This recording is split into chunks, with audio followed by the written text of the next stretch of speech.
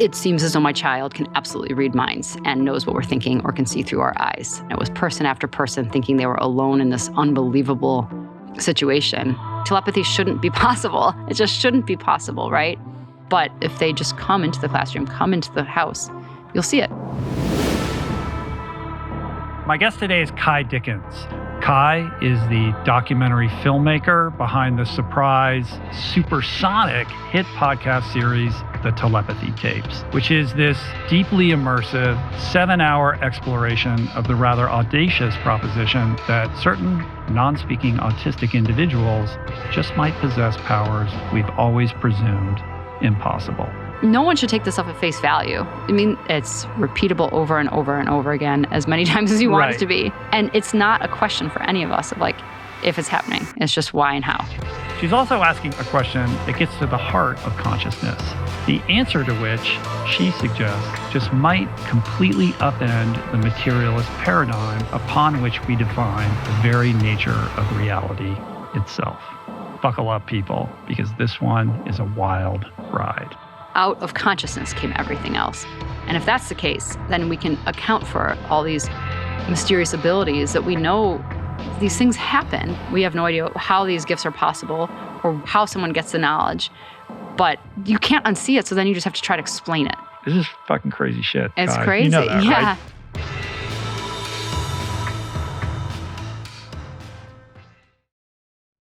Kai, it's just an absolute delight to have you here. I am obsessed with the telepathy tapes. I was sharing with you a few minutes ago about a road trip that I was on with my youngest daughter, who's 16 and studying filmmaking, super into documentary filmmaking. And I had heard about the telepathy tapes and I knew that it was super popular, but I hadn't listened to it yet. And I was like, Jaya, let's check this out. And we listened to, I think, like the first 4 episodes over the course of this drive, and we just kept looking at each other. Wow. As we were driving. We're like, what? I've been, just kind of riveted by this subject matter ever since. And so I'm very thankful to have you here today to kind of expand upon these fascinating ideas. And you've been on quite a rocket ship with this thing. Let's just start with, what is the telepathy tapes? How did you get into this? And what is the kind of core thesis that you're advancing in this series? Yeah, for sure. So the Telepathy Tapes has been a multi-year project looking at non-speakers, which are individuals with autism and apraxia. So apraxia is a mind-body disconnect. So you are very much in there, you're intelligent, but often because you can't speak, people assume you can't think, which is not fair. And so many individuals who are non-speakers have been kind of deemed incompetent or have been taught unfairly like they're children and aren't understanding the world. So there was a neuroscientist by the name of Dr. Diane Hennessy Powell. She studied at Johns Hopkins. She taught at Harvard for a while. And when she was studying Savant syndrome, she came across a few parents who said, look, I think that some of our children are actually reading our mind. It might not be a Savant skill, like they've memorized every book on the shelf. I think actually if I open up to a page in the book, they can see through my eyes or they know what I'm thinking. So Dr. Powell started researching this. I heard a podcast with her. And I went up and met her. And pretty quickly thereafter, I started meeting a lot of these families who thought they were in a silo all by themselves, that this miracle was kind of individually happening in each of their households, that their non-speaking children can read their minds. But I think a big question that comes up next is, well, if they're non-speaking, how do you know that? So a lot of these individuals learn to spell to communicate by pointing to a letterboard. And the reason that's possible is speaking is a fine motor skill, whereas pointing is a gross motor skill. So it takes time, it takes effort, it takes a lot of practice, but you can learn to create neural pathways that help you spell to communicate. So as pretty quickly thereafter, the subject in the telepathy tapes, after they started spelling to communicate, they revealed at some point to their parents or to their teachers or to their ministers or rabbis. I mean, we've had a lot of people in the telepathy tapes who've witnessed this, that they're able to read their minds and that's often the tip of the iceberg when it comes to their quote unquote spiritual gifts, for lack of a better word. So this idea of spelling is otherwise referred to as facilitated communication. right? Are these two things interchangeable or are they different? No. So spelling, I would say, is a catch-all phrase. There's been many different types of ways to spell to communicate. The first one that hit the world by storm in the 90s was called facilitated communication. And that one used some pressure or push on the hand to help someone along. Due to some scandals that happened around facilitated communication, new spelling forms branched out of that, in which there was no touch at all. So one of those was called the rapid prompting method. Another was called spelling to communicate. Now there's something called the speller's method. All of those make sure not to touch the individual at all. And so a kind of catch-all that we use in the telepathy tapes is just say spelling to refer to this, way of communicating. And so your kind of introduction to this world is through Diane Powell. You hear her on a podcast where she's talking about this work that she does where she is taking these nonverbal autistic individuals and through this technique of spelling is able to demonstrate and replicate a sort of, paranormal activity where these individuals seem to be able to tap into the thoughts of, their mother, their parent, their teacher. And this ignites something in you where you decide, like, I need to understand. I'm like, what? Wait, what? Like, what is happening here? And you kind of go on this journey. Yeah. Yeah. I mean, I was in between projects and looking for something new, and I've always been a social issue documentary filmmaker looking at like broken problems in society, right? Like lack of paid family medical leave or the unaffordable, inaccessible healthcare system that we have for many people, LGBTQ equality in their faith groups, like just all sorts of stuff like this. And so doing something of this ilk was never, was not of my interest. But I actually had two kind of close friends die. So I was going through my own process of really wanting to understand, like, does consciousness survive the body? Why are we here? These questions we all ask. And often, as the case with a documentary, you often spend months, if not years, reading something, researching something, becoming an expert in it before you even get funded or paid or anything like that. And I thought, if I'm going to be doing that much time and effort and research, I want to make it around this. What is consciousness? Why are we here? And I want my next project to be about these ideas. And I was reading Big Magic at the time. I don't know if you know that book. I love Liz, and I love that book very much. Yeah. So that was just random that I was kind of going through this own thing, and I was reading Big Magic, which I think in a nutshell, what I took away from that book is that this idea that the muse or ideas are kind of a disembodied consciousness that you can talk to and say, hey, you don't ask, you tell it, like, look, this is what I'm doing next. Come work with me on it, And what I had said at that time is like, whatever I do next, I don't want it to be about solving the brokenness in society. I want to solve the brokenness in people. I want to make a project that explains why we're here, where we're going, and what it all means. So let's go, you know, not knowing what would come of it. I just started reading on plant communication, near-death experiences, Ian Stevenson's long work around reincarnation at University of Virginia. I mean, I was reading everything I could, also listening to podcasts. That's when I heard Dr. Diane Hennessy Powell. And it struck me like a lightning bolt when I heard this, and I thought, this is it. And it was just like no stopping it at that point. And hopped on Zoom with her, and maybe just like a few weeks later, I was flying to Oregon to meet her. And I think for me, when I first felt convinced, obviously you start doing, we can talk about this, but we started doing our own kind of homespun telepathy test. But what really convinced me at first was asking her to open up her email and just reading me some, respecting HIPAA violations, of course, not giving names, but just kind of reading me some of the smattering of the emails she was getting from parents and teachers. And it was one after the other saying, I didn't think this was possible. I didn't believe my spouse when they said this was possible, but it seems as though my child can absolutely read minds and knows what we're thinking or can see through our eyes. And it was person after person thinking they were alone in this unbelievable situation. And there was such a quantity of parents reaching out to her that it felt just so compelling and convincing.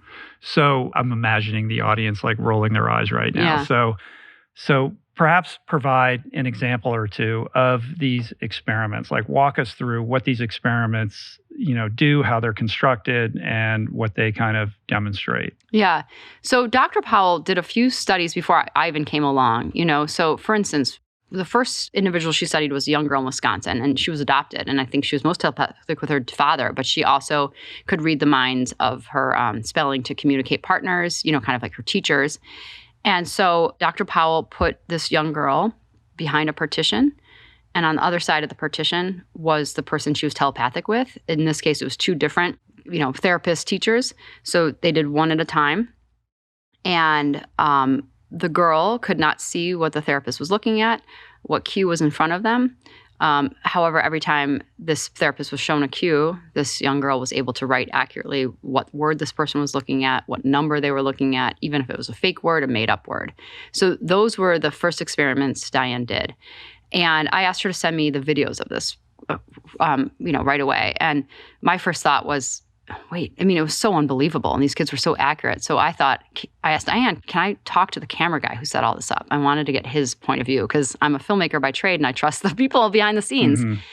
So I called him and I said, what was this like for you? And he said, it was absolutely unbelievable. I actually left my profession and had like a mind his life changed after witnessing it. And he's like, wow. I was listening to the audio feed. There was absolutely no cueing. There was no way that this young girl could see the person on the other side of the partition. They were so careful and so thoughtful about how they set this up. She did it with two different therapists. And he's like, there's no explanation for it. There's no way that she could be doing this unless it was truly telepathy.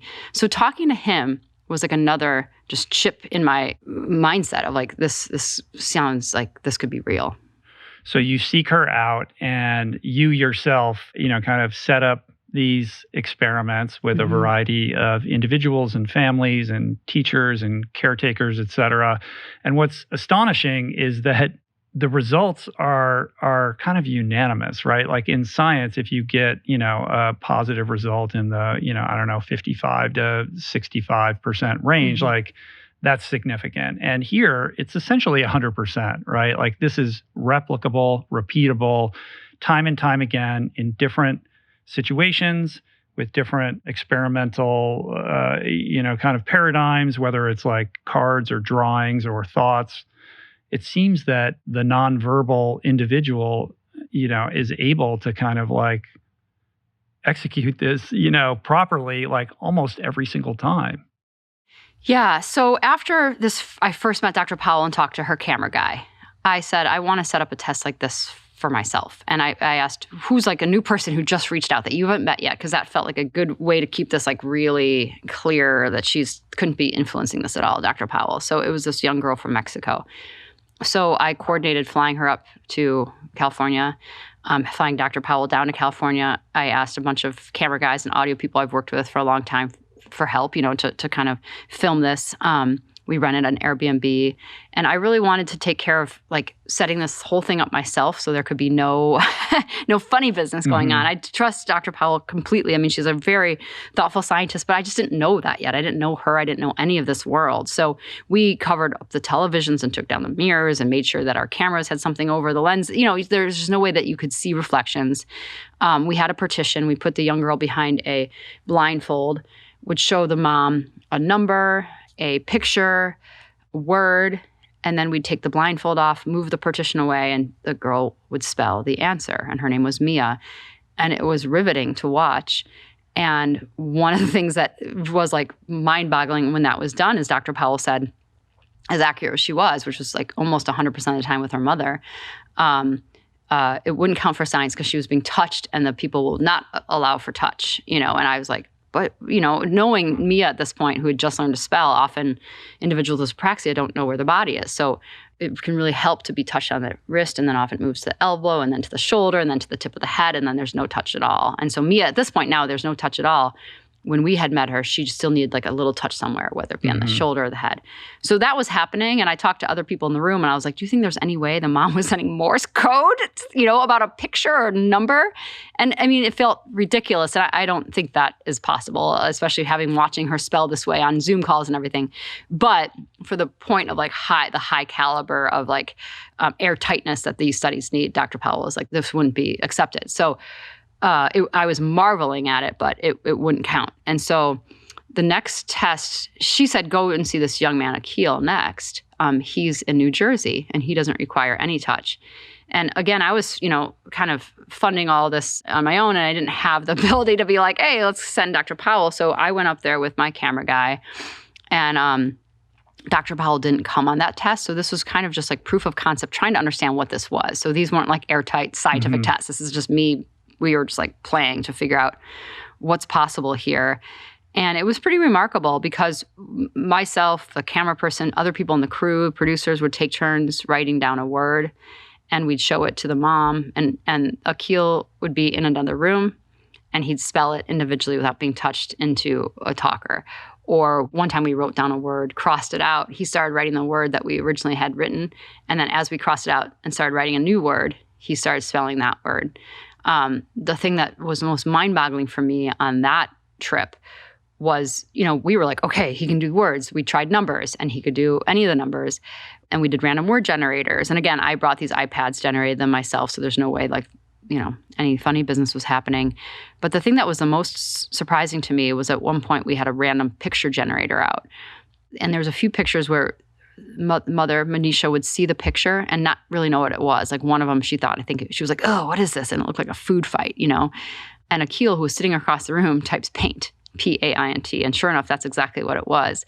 But when you think about what telepathy is, you think, oh, well, that's sending a message. You're sending something to this person.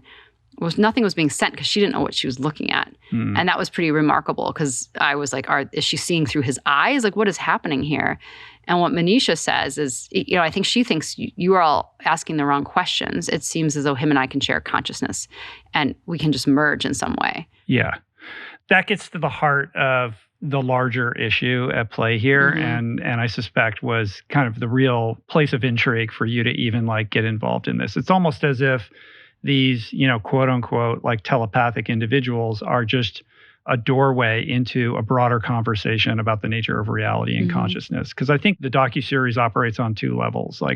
First, you're addressing the misunderstood capacities of these neurodivergent people that challenges the traditional paradigm of kind of neurobiology that these people are kind of non-compos mentis, right?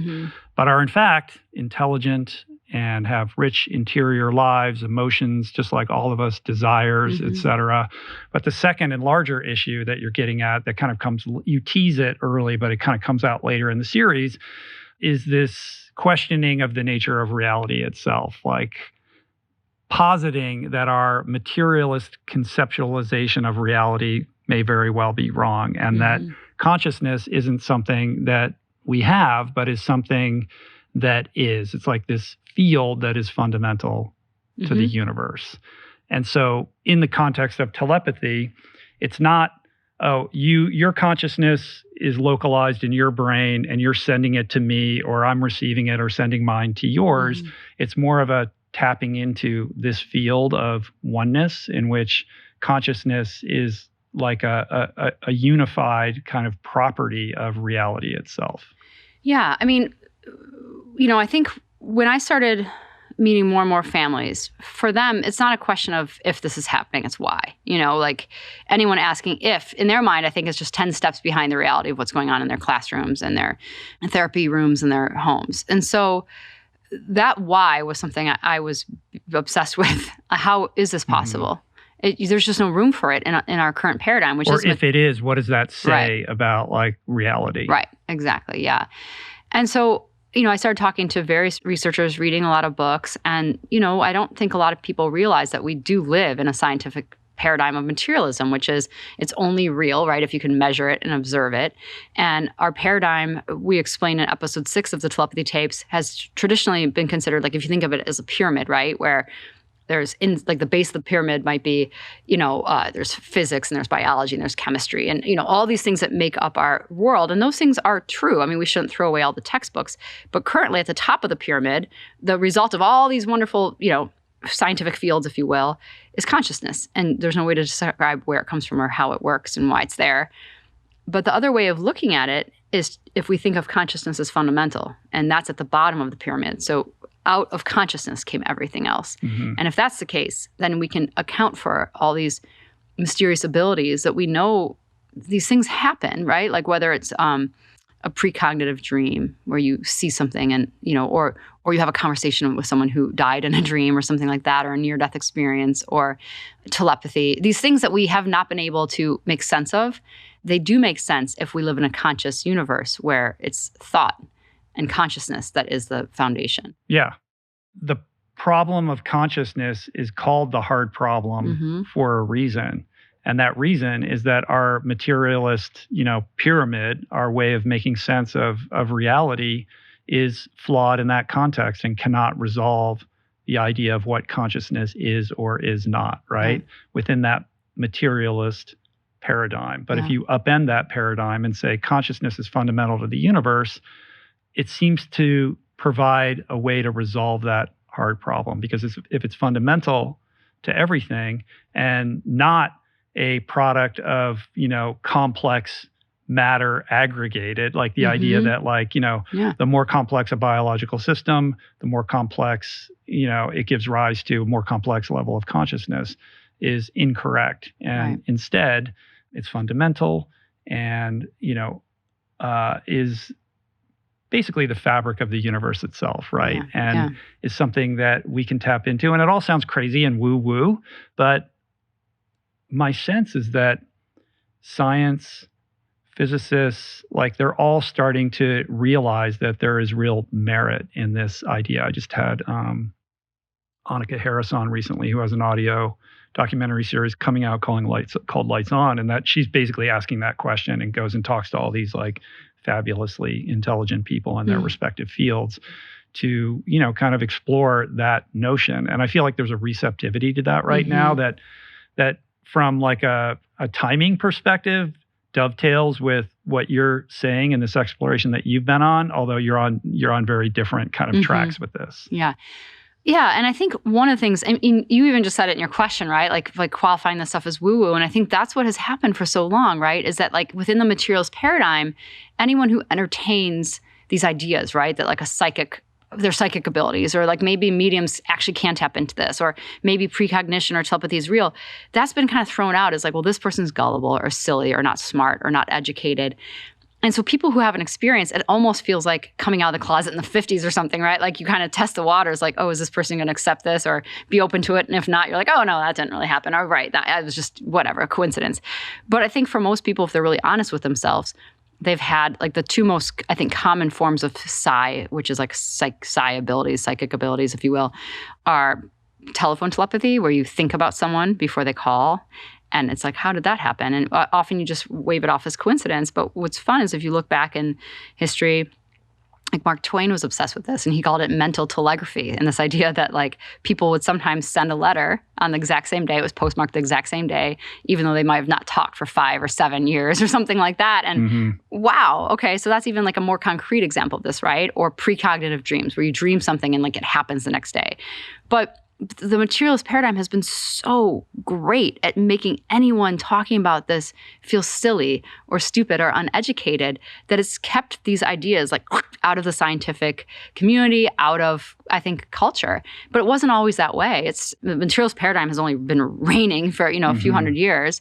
So, I think, people ask all the time, is this something we can evolve into? Is this where we're going? And my answer to that is no, I think it's always been there. I think we've always had these abilities. And if you actually go talk to various native cultures, they would think, why are you even questioning this? Of course this is a thing. Of course humans are capable of this.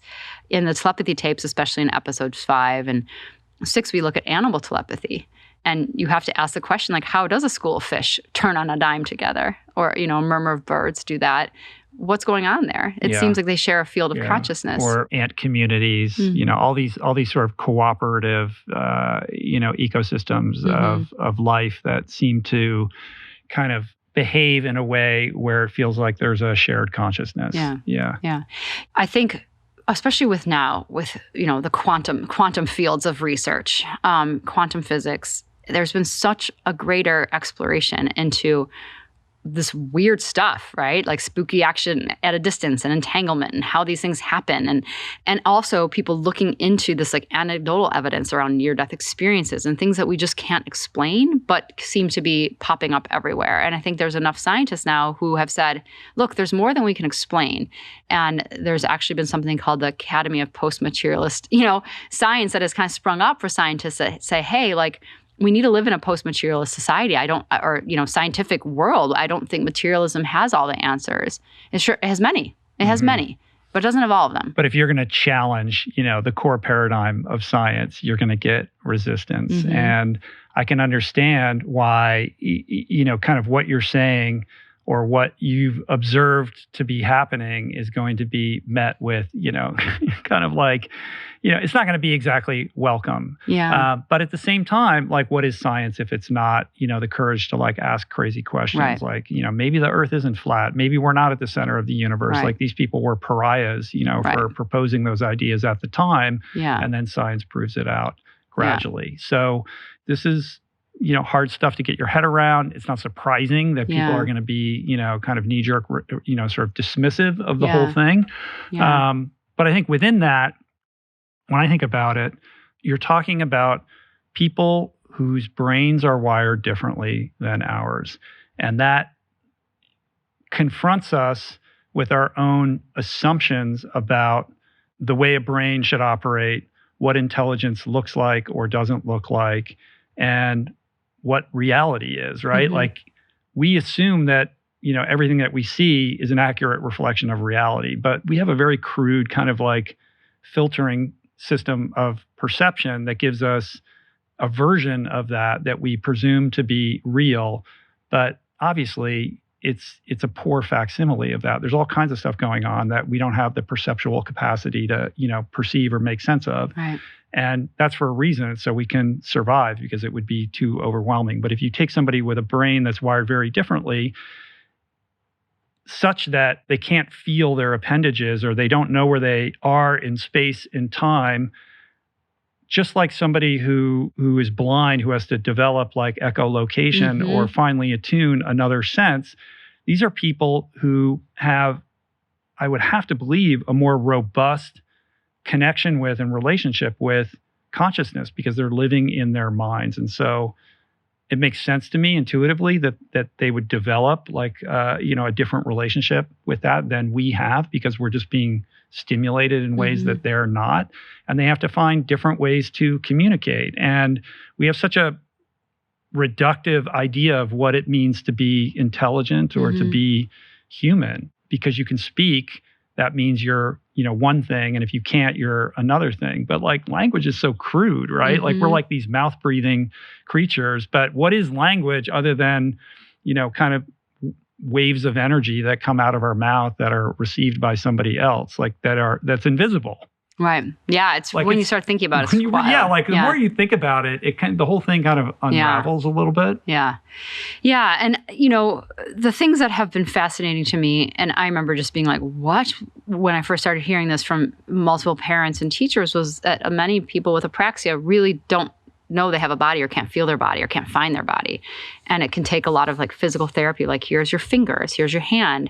And that's why in facilitated communication in the beginning, it was like really helpful to actually put some pressure on a hand and be like, here, this is what you're using. So they can locate themselves. So you can locate yourself. And for me, it's like, if someone needs to be touched a little bit to locate themselves so they can communicate, like, great, help them communicate. But I think that idea of not being as in your body, then where are you? You're probably living more in a mental space, right? You're probably more in this consciousness world. So when I started thinking about it in that way, I was able to wrap my head around it a touch more. Mm-hmm. Because for most of us, right, we do have this dissociative boundary. It's like, this is this person and that's this person and I'm me. And because it's connected to our body and our like little thing. But if we're out of our body, and people are describing that, right, when they try, there's been so much research into psychedelics now, and people who have a wonderful guided, psilocybin trip or something, and they realize we're all one, and we're bigger, and mm-hmm. we're more than just our bodies. And it's kind of it's really reflective of what these individuals are talking about. And I think the same thing happens when you look into the near-death experience research, these individuals who say they leave their body, they can see it, they can hear conversations happening. That stuff has been validated when they come back down and verified. But what they felt at the time was this like unbelievable oneness and connection to everything, and ability to like be and see more places at once, and this living without fear and separation that is all about love. And those themes that come up over and over again when someone has a kind of a psychedelic experience or has a near-death experience, or what the non-speakers have been saying to me in working with this, is this overwhelming idea of, at this consciousness field, right? It's all about love. It's mm-hmm. about connection. It's about oneness. that tracks very closely with those psychedelic experiences, which involve not so much like lighting up other areas of the brain as much as turning off certain areas of the brain. Like the default mode network gets sort of, reduced, right? And that allows a more expansive experience where you have that feeling of the dissolution of self and the oneness of everything. But I'm imagining like these individuals like arrive at that more naturally and are in some version of that type of experience by default rather than through kind of, pharmacological intervention. Yeah. Yeah. And all I can go off of is what, the individuals I've worked with have told me. And that's exactly what they say. They just have access to more and they're much more connected and in this vibe of love and much less connected to their bodies. Welcome to my sleep sanctuary. Come on in. I've spent years exploring the science of health, and if there's one thing that supports it all, recovery, focus, emotional well-being, it's sleep. And what's so cool about the 8 Sleep Pod 4 Ultra is that it turns your bed into this like amazing sleep performance tool. But it's not just a mattress cover that allows you to control temperature. It's a comprehensive sleep system that tracks your biometrics and also uses that information to better regulate that temperature to better promote restfulness in real time. I honestly love this thing. It's been huge in up-leveling how I feel, think, and recover. The results are real, and I'm not alone. Clinical studies show that the Pod 4 Ultra can increase quality sleep duration by up to 1 hour per night. Ready to revolutionize your sleep? Head to 8sleep.com/richroll and use the code richroll to get $350 off your Pod 4 Ultra. With a 30-day trial, you've got nothing to lose and potentially hours of better sleep to gain. Gut health is health.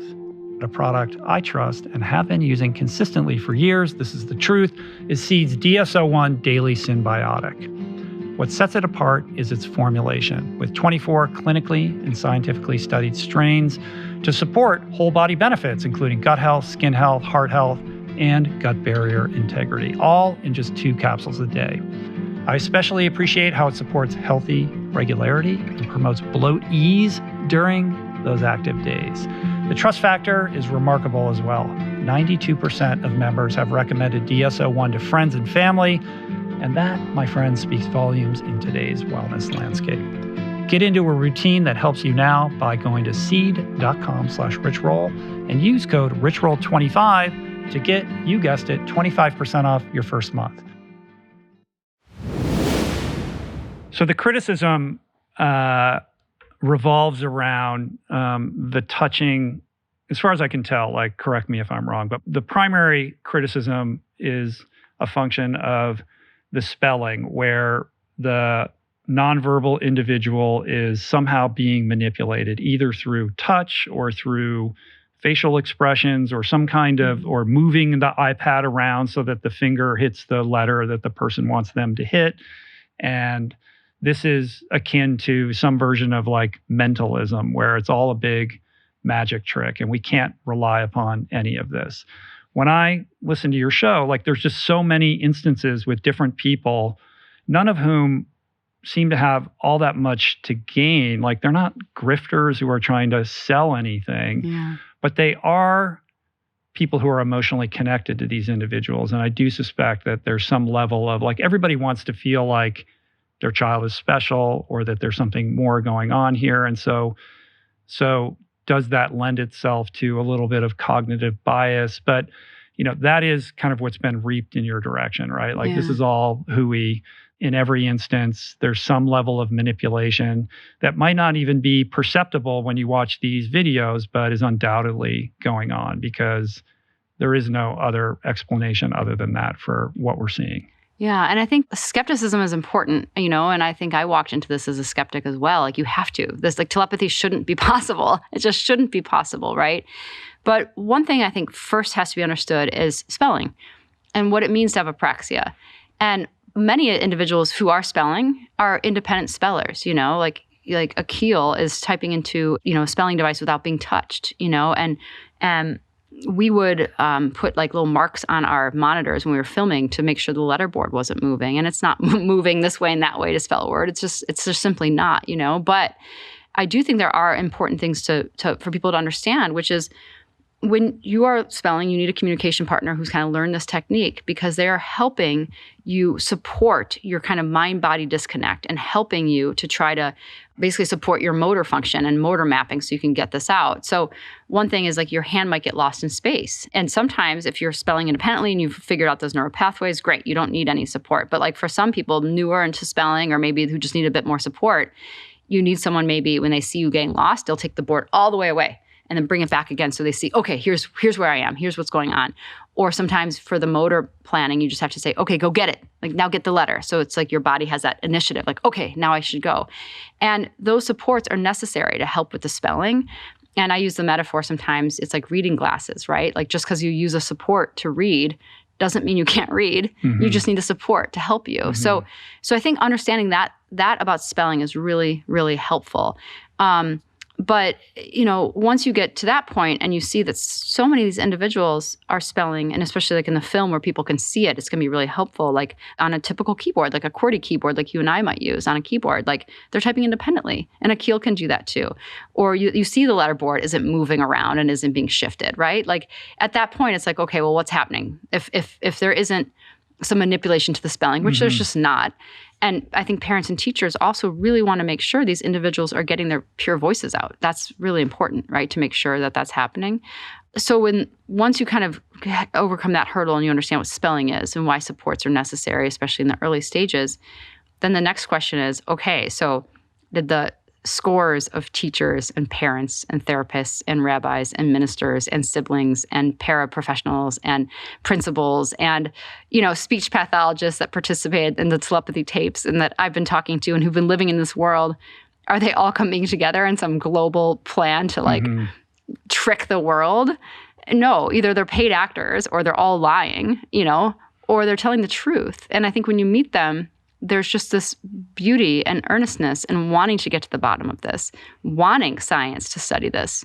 Manisha, Akeel's mom, always says, Akeel is the data. If someone wants to look at this, go look at him. He's the data.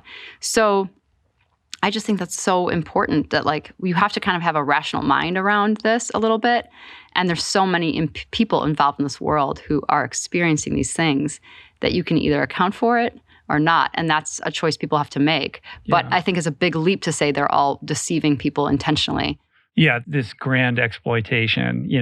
Throughout the series, there's just so many people that you're talking to. And many of them, weren't even comfortable talking about it publicly. They felt like maybe they were crazy for thinking that. And you give them this permission, to kind of talk about it. That almost feels cathartic for them. Mm-hmm. It's not like, I'm here to, convince people that my child is the most special one in the universe. And there's sort of a relief to it. There's a joy and that feels pure, I guess. But with respect to spelling, just so the audience is clear, for somebody with apraxia who can't really find their body, the touching piece, in the training, getting these individuals acclimated around this, there does, you got to kind of do that for a while. Over time, then they start to develop a greater facility for it until you can then all you have to do is touch the shoulder and they kind of know what's going on. And then you can kind of not touch them at all anymore for some people. Is that? Actually, it's way more extreme, I think, for people going through some of these big spelling programs where you cannot touch at all. You should not be touching at all. And so I think most spellers aren't being touched at all. There's no touch. You should not be touching. But they needed to learn how to do that initially, right? Well, it depends on the family and it depends on how deeply committed they are to the spelling program they're in. But I think when it comes to school, major conversations, it's make sure there's no touch at all. And I think a lot of parents are I'm not touching. That's pretty important. The no touch is important. I really care about the individuals who are trapped in their body. And if it helps to be touched, if someone needs to be touched to start the process, great. I think we should do that. I think we should be giving everyone every support they need to start communicating. But I'd say the vast majority of spellers who are learning to spell in today's world are not allowed to be touched at all. That is a huge part of the spelling programs. Well, there's also great resistance within the quote unquote like spelling community itself. There's kind of an institution around this that ironically is resistant to what you have to say. And, this is a confusing thing. So can you shed some light on like what's going on behind the scenes? Because you would think these people, of all people, would be enthusiastic about, what you've discovered and what that means in terms of like spelling and people with apraxia. Yeah. And I would say all of them know about this as well. I've had conversations with multiple spelling coaches, teachers, people even in charge of these spelling programs who are like, we're fans of telepathy tapes. We know this is real. We know this is happening. However, we can't make a public stance on it because we're fighting to get spelling in schools.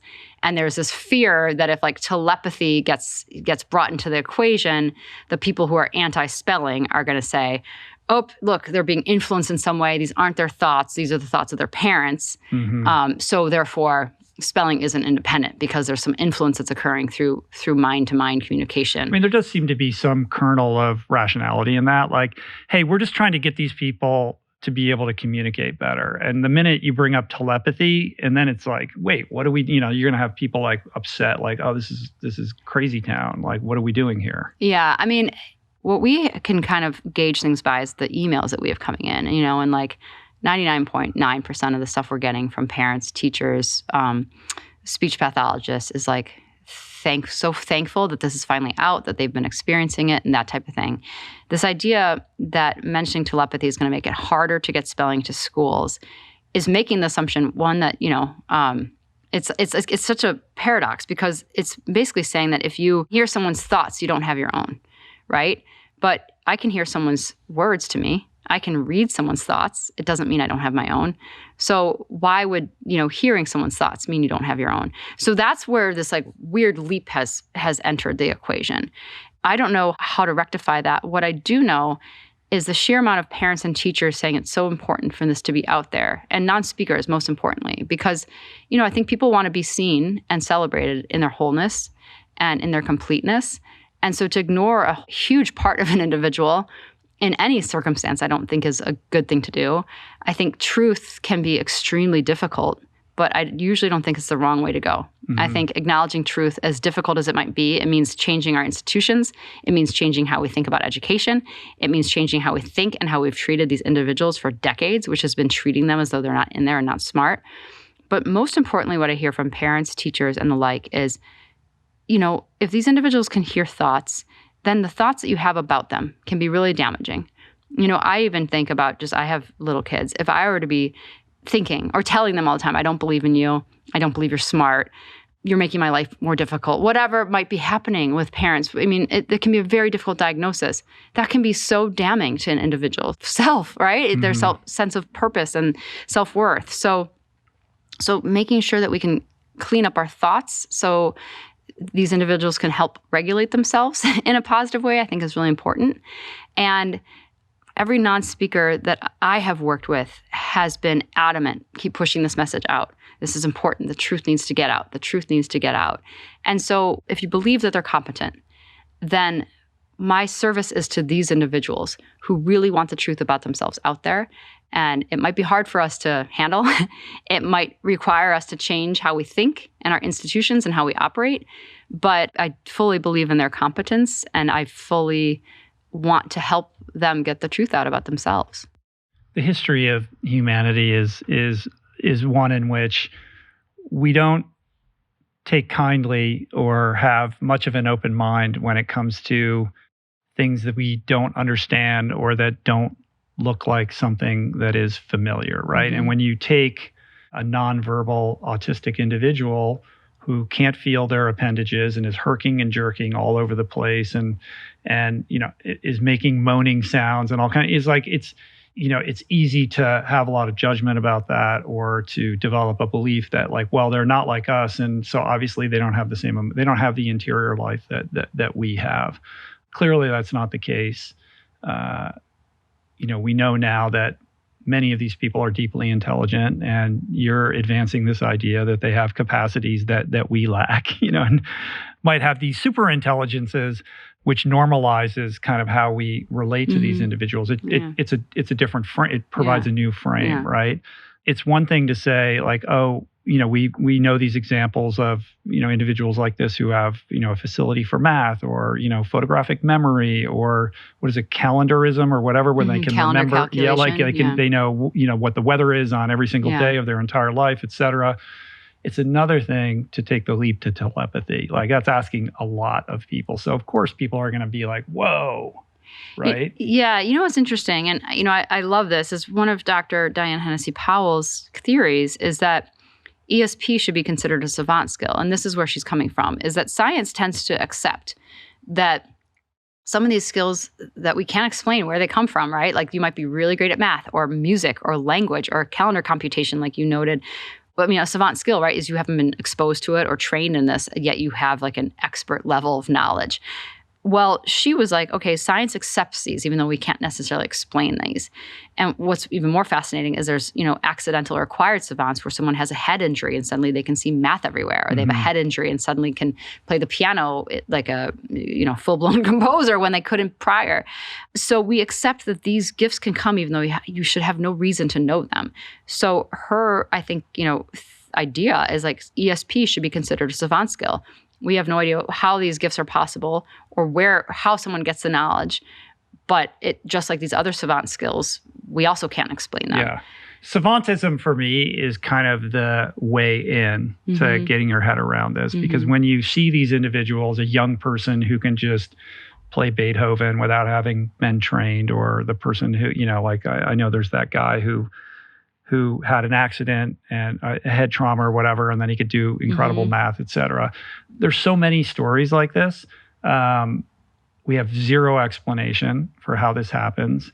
To your point, we accept it as true, but science has no way of explaining it other than, well, this is. But there's no extrapolation on that. Like, well, should we try to figure out why this might be the case? Like, we're just sort of astounded by these things, and the inquiry seems to stop there. And again, this is something where upending the materialism pyramid kind of allows you to, understand that there might be something more going on. And you have all these examples in the docuseries, particularly with language, right? Like, talk about that a little bit.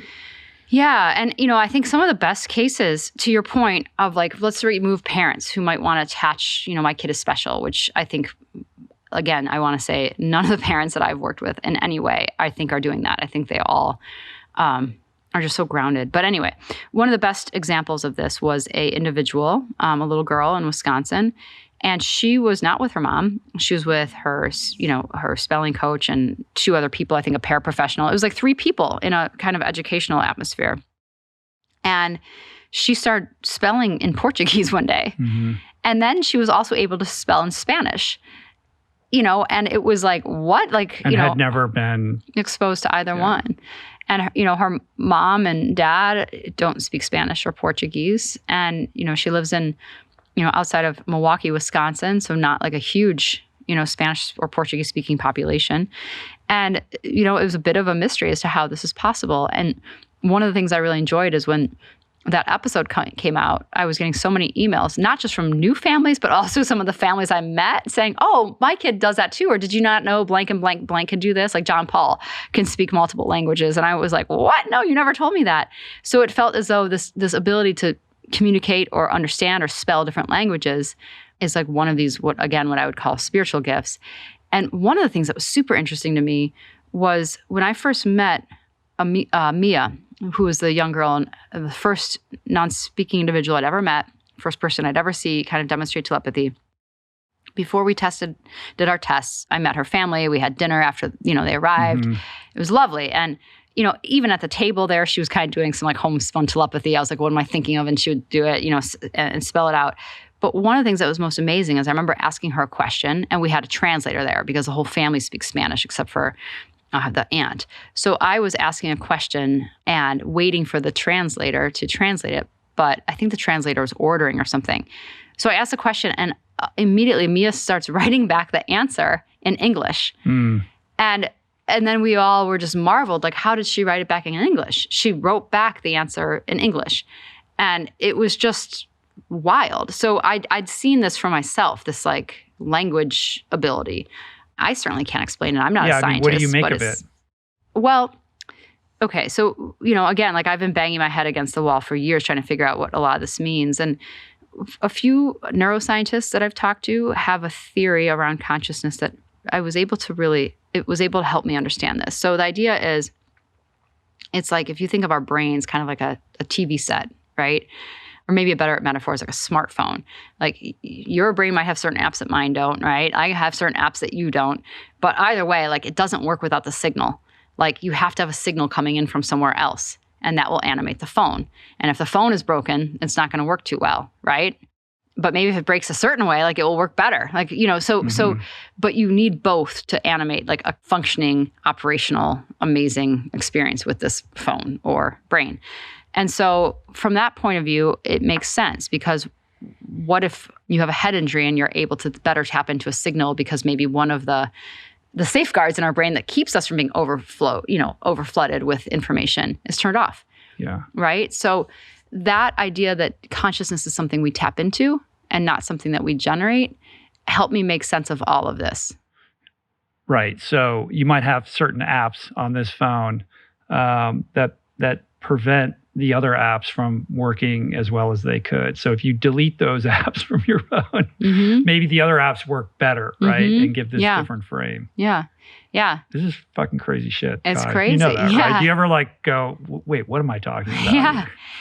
Yeah. I mean, it is wild to think about. All of it is wild. But I think the thing that like, you can't unsee these gifts, if you will, at work. And once you sit next to, I mean, now at this point, it's been scores of individuals and talking to scores of teachers and parents who are like, this is happening, and you see the telepathy. It's just, you can't unsee it. So then you just have to try to explain it. And that's where I'm at right now. And I think a lot of scientists and the parents are at too. It's just like, well, how do you explain this? Yeah. Again, like back to me being Mulder and wanting to believe, but also, okay, maybe there's some fuckery going on in these experiments. Like I wasn't there. I don't know. And, that guy at McGill, he's got a lot of, choice words about what's happening here. But the savantism, that's the thing where it's like, there's no getting around it. Right. Yeah. And we just kind of go, oh, yeah, well, yeah, but, don't make too much of that. But you're like, wait a minute, hold on. Yeah. Right? And to your point about animals, bird migration patterns, and then, the work of Rupert Sheldrake, he's like the OG, right? Like he was looking at this stuff for a long time, many decades ago. And Can I share his story? Because it's really cool. Like explain who he is and why he's important to this narrative. Right. I think it's important that Diane Hennessy Powell, started this research around telepathy and non-speakers. But there was someone right before her, Bernie Rimland, who'd also said, look, I think ESP is a gift in some autistic people. So that's kind of been like volleyed around for a while. But beyond that, I started looking at other people who'd been studying telepathy because I wanted, again, to understand what this is and how this could be possible. Like, are there a lot of people out there who are studying it? Yeah, there's definitely. Do they have to do it kind of quietly, or they've already been, kind of pilloried by the institutions? I think what's been really damning to scientists is not being able to have a freedom of inquiry. I mean, that should be like the baseline for science, right? You're free to ask any question, explore where it takes you. Look at the research, have it peer reviewed, have it replicated. Does it bear out? If it bears out, wow, let's do more research. And so I think what's been happening with a lot of scientists is they get punished for even asking the question. But then there's the rebels who have been like, no, I'm going to ask this question and follow where it leads. There's like the CIA also, right? Like the men who stare at goats and all that kind of stuff. Yeah, and we can talk about that for sure in a second. So Rupert Sheldrake, he's a biologist from Cambridge University. I mean, that's a very prestigious school. He's an incredibly smart man. And I loved his story about how he fell into this. He didn't believe in telepathy or that psi abilities could be real. He was in the tea room at Cambridge. And there was, I think he was a young graduate student or something at this point. I don't exactly remember, but I know he was early in his career. And there was a scientist at the school, Sir Rudolph Peters. So he was knighted by Queen Elizabeth for his contributions to the scientific field within England. So this is a very prestigious professor. And Rupert was in the tea room with Sir Rudolph Peters, who said, I have just come across a blind boy who was able to read an eye chart when his mother was looking at it. And that's fascinating. Well, how is that possible? And it sounds very similar to what we're talking about right now in this interview. So Rudolf Peters thought, well, this is fascinating. It seems like either this boy is seeing through his mother's eyes or somehow has a telepathic link. So they ended up doing like a telepathy test, I think, where they put them, in rooms far apart, and they did like a telepathy experiment between the two, and it was statistically relevant. It was pretty remarkable, and that changed Rupert's life. It changed his perspective, and it changed the questions he was asking. So he has written a ton of books on animal telepathy, in particular, the sense of being stared at, testing whether or not dogs know when their owners are coming home. And explain that one. This is my favorite study. Yeah, it's quite wonderful because I think a lot of us who are animal lovers have had that feeling, right, that your animal knows what's going on. And so he tested, they would page, I think this is before the time of cell phones, they would page an animal owner when it was time to head home. And they would have them take different routes, different cars, taxis, whatever it be, so that the dog wasn't used to the sound of the engine or the rumble of this particular gravel on the road. And they would make sure that person was coming home at different times. So when they did this experiment, they were trying to account for all these variables. And a statistically relevant amount of cases, the dog would come and wait by the door the second that their owner's mental state was like headed home when they were going home. And of course, there's a few moments where a car got a flat tire or someone got called back into work. And when that happened, they had the cameras up. The dog would go back and lie down and go back to its, whatever it was, sleeping. And then if the owner turned their mind toward coming home again, the dog would come back up and wait. And so that was a really enjoyable study, and it was statistically relevant in dogs and even in some cats, which I thought was great. So he's been studying this for a long time. And one thing that he postulated that really helped get my mind around this is that the mind has a mental field. And this is not uncommon in science, right? We know that the Earth has a gravitational field. You can't see it. You know it's there. You know it's powerful. You know the magnet has a magnetic field. Field. Yeah. We don't see the magnetic field, but we know it's there. We know it's powerful. And so why wouldn't it's not an uncommon idea to think that our brain might have a mental field that extends outside of us, that might help us to understand when we're being stared at or overlap with someone when it comes to, telepathy or precognition or that type of thing. Yeah. We do have that intuition when somebody is behind us looking at us, don't we? Yeah. It's pretty undeniable. We're dismissive of it, but I think we can all relate to that. I just know I have 2 big dogs. Our yard is fenced. Our dogs are out. They just kind of like roam around out in the yard. And when I'm driving home, I have an electric car. It doesn't make any noise at all. And if I have the windows down, as I get, close to our driveway, well before anybody can see anything, the dogs are like right at the gate, and they're barking like every time. Like they know when I'm coming. And I'm like, they have this incredible sense of smell. Maybe they can smell something about it. I don't know what it is, but like I've had my version of that experience. Yeah. And like for me, I'd be like, I wouldn't trust that that's telepathy or something unless you were to try it in different cars. I've never thought that much about it. But like, well, no, it could be. But I'm saying like if you test it in different cars, right? You test it coming home a different way. You test it putting on like trying to get like your smell off your body. Like try everything you can. And if it's still working, then there's something going on. Yeah. Like I think it's so important that like no one should take this stuff at face value. I mean, that's ridiculous to take it at face value. We're not going to advance anything. We're not going to become smarter as a human race. We're not going to become more educated or more thoughtful about anything if we just take any of this at face value. Like you have to ask the questions. You have to do the science. You have to research it. You have to peer review it. You have to analyze it. And I think, that's been my whole hope with the Telepathy Tapes podcast is just to try to get research funded for these scientists where so often it's hard to get a grant to study ESP or telepathy or clairvoyance because it has been historically seen as woo-woo or impossible. Well, it should be hard to get a grant because it's a big leap, right? So you better have an incredibly well-constructed study in order to, put yourself in a position where that even begins to make sense. But if it's well-constructed, it doesn't seem fair, right? That researchers should be like shut down before they even get a chance to do What is the ultimate experiment that you would like to see constructed? Like if funding wasn't an issue and you could have any of the experts or, scientists that of your choice to conduct a bulletproof experiment that would put all of the, kind of hand-wringing to rest. Yeah. Yeah. Okay. So I think this is a great question. And it's one of the hopes that we're going to try to tackle in the film is doing a few telepathy experiments. And so much has come up around this, right? Is that like we are being emailed by a lot of scientists, and they all have differing opinions of like how to make this airtight. Like if the parent needs to be in the room to help the child stay regulated, can we just put like white noise in their ear so they can't hear any audible cues, right? Or can't see the parent themselves. Or some people have said, wait, who cares if the kid is being touched? Like we can measure if the parent is like doing some sort of thing with their hand or putting Morse code in. If touch is helping them, isn't telepathy still cool if they're being touched? Like who's deciding telepathy doesn't count if you're not being touched? So scientists are kind of in disagreement with themselves. So, what we're going to do in the film is actually kind of bring a round table of scientists together, but also with the non-speakers, because they have a right to be in this conversation, of course. This is them and their experiments as well, to talk about, okay, what's possible with the sense of maybe having an extreme level of autism and being really sensitive to different environments or different things, like what's possible that feels comfortable for them and what's going to advance the science. And then we hope to construct like 2 to 3 studies around that.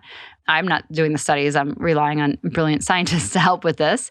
And I know Dr. Diane Powell is doing some research on her own that's getting ready to be peer-reviewed and, through the University of Arizona that she thinks is going to be really airtight. And so I'm trying to figure out if Phil will be ready to film for the movie or not. Either way, she thinks that this particular test, which I don't know if I'm privy to, if I can give the details of, will be pretty conclusive, which is great.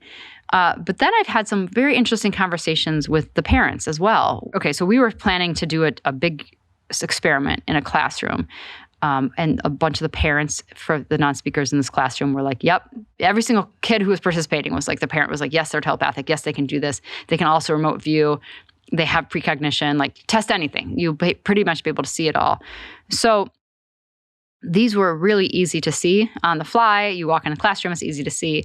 So we started being like, okay, well, let's separate rooms and let's separate this and let's do this, and adding more and more, kind of like parameters around how to make this airtight. And it started really stressing out a lot of the non-speakers where they were able to do it, but it started becoming like a lot of pressure, a ton of pressure. And then the question was raised to me, which was, why can't scientists just come into the field the way that Jane Goodall would go into the jungle and study chimps to understand their communication and their culture and whatever? Or if you're studying fireflies or lightning bugs, in Vietnam or something that all light up at the same time, like you wouldn't necessarily bring them into a lab. You'd go watch them in their natural habitat. So, quite a few parents have said, can't we just have these people take off their lab coats, walk into our living room and do the experiments in a way that's just like here? Because if they just come into the classroom, come into the house, you'll see it. You'll see it every time if you're open-minded, Yeah, I mean, the problem with that is then you're not controlling for all the variables. And, there's all these subtle manipulations that could be taking place that are influencing the answers and the questioning and whatnot. So if your goal is really to, create a bulletproof situation that will sufficiently rebut all of the criticism, that becomes problematic, right? I don't think so, because you can still put those parameters in a house. And if this is really real, why can't it take place in a clinical Skinner box type environment? Well, I don't think that's true that you can't have those parameters in a house, because you could have white noise headphones. You could have, a divider, a partition.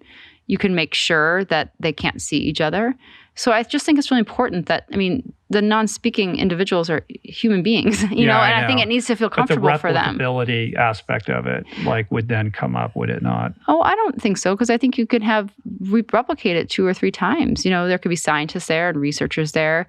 It's not like waiting for a unicorn to appear. It's very easy to see. I think for any individual that I've met that I've been in communication with around this, it's repeatable over and over and over again, as many times as you want it to be. But it's also something that is fragile in that, it doesn't work for everybody all the time.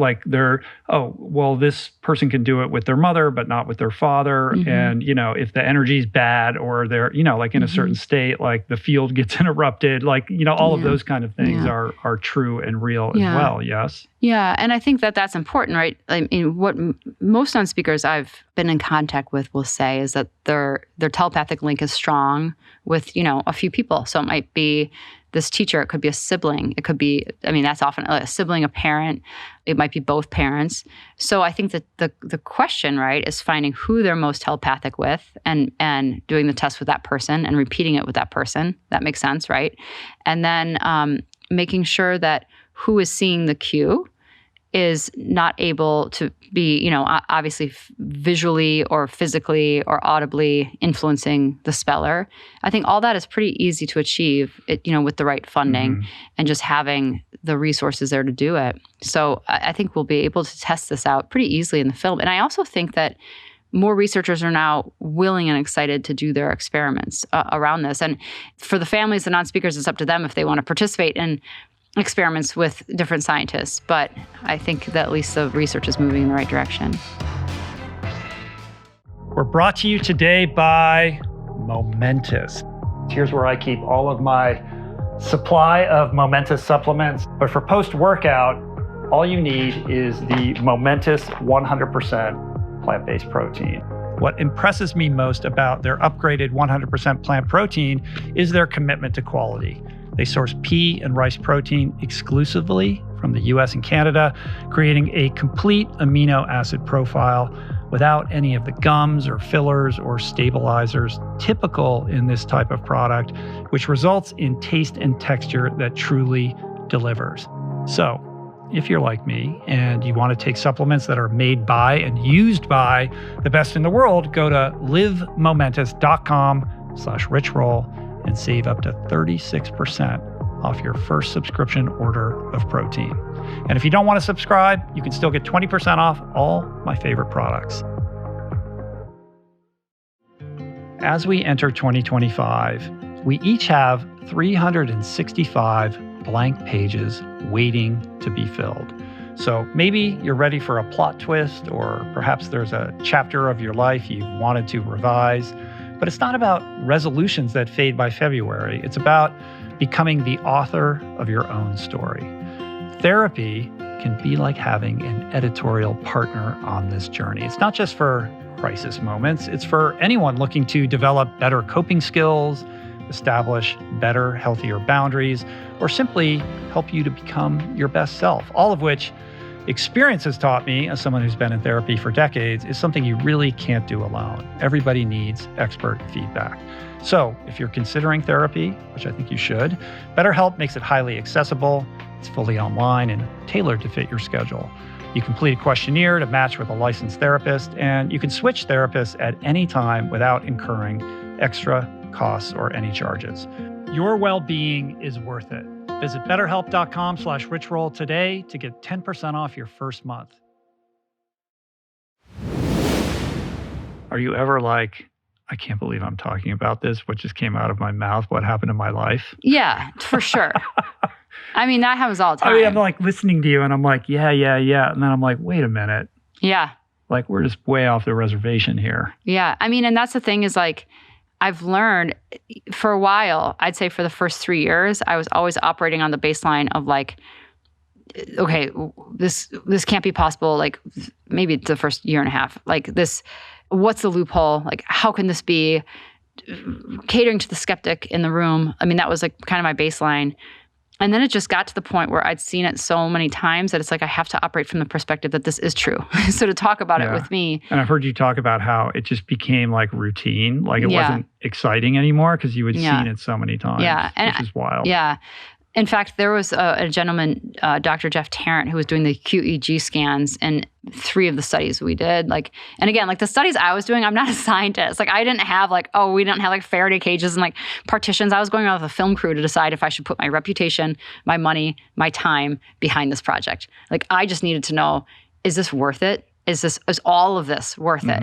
It will only be worth it if it's true. So that's why, the experiments I was doing that we were covering in the telepathy tapes was just my like proof of concept work, right? But for some of this, I did bring a QEEG specialist. His name is Jeff Tarrant, to do brain scans. And so he was witnessing all this like as an outsider. And it's really fun to hear him talk about it because he will note like we were really cautious about covering screens and doing all this and having partitions and making sure no one could see it. And I have loaded up the raw data for various scientists to watch the tests from all the camera angles so they can write their own papers about it. So I think there's like 4 or 5 scientists who have access to all my raw data right now. And, you hear us in the raw data being like, whoa, did she see it? We have to do it over. We didn't see it. Okay, hit that 3 more times to make sure that we're always trying to muddle it up to make sure there's no possible way that there could be cheating. So Jeff really talks about observing all that, which I love. But then one of the things he talked about as well is how pretty quickly after seeing the telepathy in these tests that we were doing 10, 15, 20 times in a row being accurate, it was just like, all right, let's go to lunch. Like it did just become second nature after a while. Normalized to the whole thing. And now it is normal to me. Yeah. It's like the water in which you're swimming. I think if you're a part of these families and classrooms where this has demonstrated itself to be true, which is quite a few. Yeah. I mean, imagine traveling back in time and going to the, great library at Alexandria in Egypt and telling the librarian, like, my library is better than yours. And guess what? It's invisible. It's in the ether. It doesn't actually exist anywhere in 3 dimensions, but it's fully accessible if you have a thing that can pull the frequency in. It's called the internet, Right. and it gives you access to like everything. Like that would just be unfathomable, right? Yeah. And this is something like, oh yeah, this is just part of our life. It's not really a mystery. We have science science created it. We can make sense of it and the like. But that would just, rewrite that person's, notion of like what is real and what isn't. Right. Yeah. And that notion has been completely rewritten for me. And I think, again, like you talk to the parents, the teachers, the paraprofessionals, the speech pathologists, the occupational therapists who've witnessed this over and over and over again. And it's not a question for any of us of like, if it's happening. It's just why and how. And just people take it seriously and just answer these questions. Like everyone wants to know how and why and what it means. And that's the world in which I'm now swimming. So it's kind of, for me, it's been a transformation of terror around talking about it. Like super nervous to talk about it when I was working on my other films or, working on projects or even with family members, friends, being so nervous about being judged for believing it, and then it got to a point where it's like, I can't stop. I have to acknowledge what I'm seeing here. And I just have to just surrender to the fact that like, with everything I've thrown at this to try to find a hole or a loophole, it's real. And I think that's where the parents are. And so now I'm at the point where it's like someone can be skeptical and they don't have to believe it. That's fine. You can't reach everyone. But like we all know our own truth, right? Like if you saw a rhinoceros and no one had ever seen one and you came back and said, no, there's these huge animals with a horn on their head and they look like a dinosaur, but they're not, and blah, blah, blah. Like someone could tell you that's not true. It doesn't exist. But if you saw it, like, what are you going to do? Yeah. I'm a child of the 70s. Like when I grew up, when I was a kid, like ESP, like all we talked about was ESP all the time. There was a TV show called That's Incredible. Like I'm older than you wouldn't remember, but it was like a network TV show. And they would just have like, it would just be all paranormal stuff all the time. So I kind of grew up in an era where, me and my friends, that's what we talked about. And then that kind of went away, other than in the weird kind of like tabloids at the supermarket about UFOs and aliens and stuff. And maybe that's why it's like, that's part of like, I want to believe like my whole life, And you make such a compelling case. And then I'm like, yeah, but like, am I just being, like she's got me right where she wants me. But time and time again, there's so many examples, like the stories of the parents and the kids where it's not just like, hey, what's the word I'm thinking of? It's like, I know my kid likes sweets. And so when I come home from the grocery store, like I have to hide them in this special place. Yeah. And the kid always knows where it is because the kid is like either seeing through the mother's eyes or like vibrating on that frequency. Yeah. Like you have a bunch of stories like that too. Well, yeah. I mean, and those, again, like the anecdotal stories from parents are really fascinating. And it's all anecdote, but like it kind of adds up after a while. Because that was a funny thing that parents would say was like, I would watch a show or a movie and my child would be like downstairs with their earplugs on watching a totally different thing on YouTube. And I'd go find them. I'd be like, you not believe what I just read or what I just watched. And the child would be like, oh yeah, blah, blah, blah. And like completely reveal all the plot lines or whatever was happening. Or one individual who knew like the characters and plot points in a book. I forgot if it was like The Hobbit or Harry Potter or what it was. And the mom was like, how? We've never read that to you. And she's like, no. He was like, no, but my sister did. And I was like hearing her as she read it. And I know all the facts about these books. That's just wild. But one of my favorite calls around this was for the film. We're filming a young individual in Atlanta who's not learned to spell yet, because we want to show the whole process of like someone who's completely trapped inside, who learns to communicate, and then see what happens on the back end. And I started meeting this family long before the telepathy tapes was out. I didn't know if she really knew about the telepathy, so I felt completely bonkers asking her on a Zoom call, first meeting her, is there any way your son might be telepathic? I mean, how stupid do you feel asking that to someone you've never met? Yeah. And she was like, yeah. And I was like, oh, okay. Well, why do you say that? And she's like, well, he'll lick the salt off of the chips. So we started putting locks on all of our snack cabinets. And the second I think of where the key is, he's down there and he's grabbing the key and unlocking it. So then we've changed the key locks with like combination locks. And sometimes I'll be thinking, oh, I'm going to go get that. Like, what's the combination again? And the second I think about the combination, he's doing it. And she's like, or if I give him a directive in my head at night, like he'll be bouncing on his bed and I'm trying to sleep and I'll say, stop bouncing on your bed, he'll stop.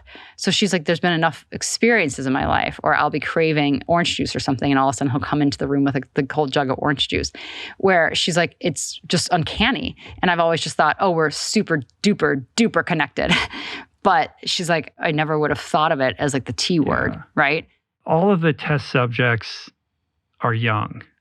They're all like teens or, kind of like young people. And I was wondering why there aren't any adults or older people as part of this. Yeah, I mean, they are older now. I think in the film now, a lot of them are 22, 25, 28, 32. Like a 65-year-old or a 40-year-old. Yeah, I haven't met those people. I mean, I think it's so awful to actually think about what's happened, I think, to so many non-speakers of previous generations. I think so often they've been put into institutions. And I don't want to judge parents. I mean, it can be extremely difficult. And sometimes you have absolutely no options, right? You have no support. You have to work. It's like, I want to be super compassionate to what parents are going through. But I also think for a lot of those individuals that were institutionalized, the lifespan of people who are, labeled severely autistic and have apraxia is much, much less than ours. And for a lot of those people, learning to spell, learning to communicate was just simply not even an option. So I think spelling, let's say, it really came about in the 90s is when facilitated communication first was, hit the scene. And these other spelling techniques, which require no touch, came out later, right, in the early aughts and stuff. So if you think about that, most of the people who are spelling to communicate, whose parents discovered this in a concrete way about their kids, it's because they're spelling. And those people are going to be in a younger bracket just due to when spelling and this idea of presuming competence hit our social ether. Mm-hmm. So we've sort of hit an inflection point where at least we're caring for the younger generation of these people in a different way that then creates openness for the bond between parent and child, such that like these ideas are starting to like percolate up. Yeah. Is essentially what you're saying. Yeah, for sure. We got to talk about the Hill. Okay. Explain what the Hill is. Yeah, and this was another thing that was just such a mystery. And I didn't know how to formulate an opinion on it at first. So it wasn't until I met Katie Asher in Houston, who are based in Atlanta. And they told me that Houston said he can telepathically kind of like enter a chat room, if you will, for lack of a better word, with other non-speakers, that they can find each other through telepathy and hang out. Mm-hmm. And they can do this on an individual thing, but that there's also this like big group chat or hangout. And Houston named it the Talk on the Hill. And so when I first heard this, I couldn't dismiss it because I just watched Houston do like 20 telepathy tests, but or more. But it was pretty wild. And then I met one of his really good friends, John Paul. And while I was at the house, John Paul like went to the Hill and his mom brought me upstairs, and John Paul had put all these pillows on his head to block out all the sounds and noises of the house to really concentrate. And she's like, he does this. Like when he comes home from school, he can be there for hours. Sometimes he's laughing, sometimes he's crying. And he talks about going to this Hill, this group chat. And he has a girlfriend, Lily, and they both will go there and communicate. And sometimes like instantaneously at the same house, they'll come off the Hill and be like, I want to go see the other one, or, say the same thing. And so when I was leaving Atlanta after first experiencing this, I thought, okay, maybe this is like an Atlanta thing, and I didn't know how to explain it, but I just knew what the parents were saying to me, which is like, they don't have to be in the same zip code. They don't have to be in the same room. They can do this.